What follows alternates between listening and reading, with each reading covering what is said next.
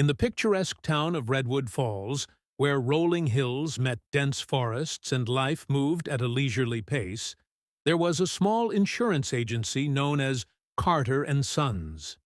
The agency was run by 3 generations of the Carter family: Thomas, the patriarch and founder, his son, Michael, and his grandson, Jake. Each had their own role in the business, blending tradition with innovation.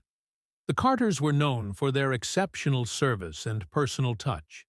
They handled everything from home and auto insurance to more unusual cases.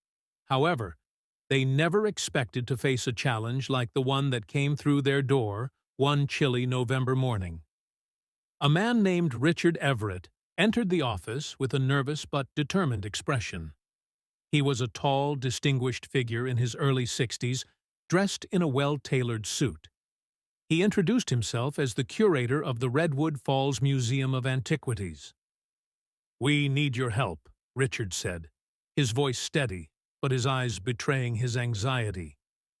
"We've encountered a serious issue with a valuable artifact from our collection. It's a medieval manuscript believed to be a unique piece of historical importance. We had it insured, but something has gone terribly wrong." Thomas Carter, the elder of the trio, motioned for Richard to sit down. "Tell us more about this manuscript." Richard opened a leather briefcase and carefully produced a small, ornate box. Inside was a manuscript bound in aged leather, its pages filled with elaborate calligraphy and intricate illustrations. The manuscript was housed in a custom-built protective case, which now looked tampered with. "This manuscript," Richard explained, "was recently appraised and confirmed to be the missing section of an ancient chronicle. We were preparing to display it in a high-profile exhibit next month. But last night, we discovered that the protective case had been opened and the manuscript removed." Jake Carter, the youngest and most tech-savvy of the Carters, examined the case. "It looks like a professional job," he said. "This wasn't an amateur attempt." "We have a suspect," Richard continued, "a former employee who had access to the manuscript and who was recently fired under suspicious circumstances. But we have no concrete evidence connecting him to the theft." The Carters were intrigued by the challenge.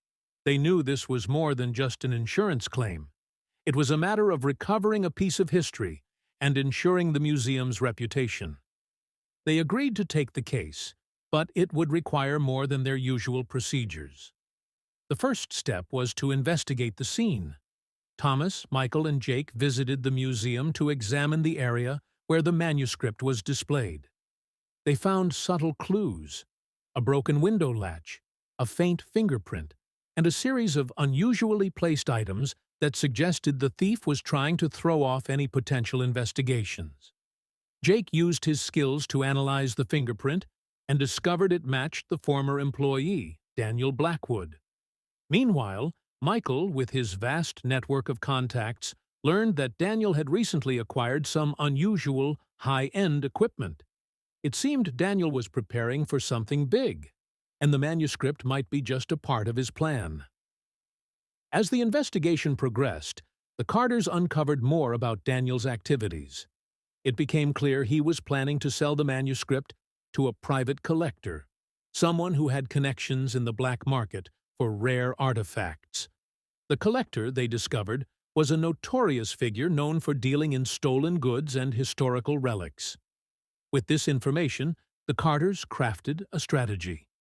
They coordinated with local law enforcement and set up a sting operation.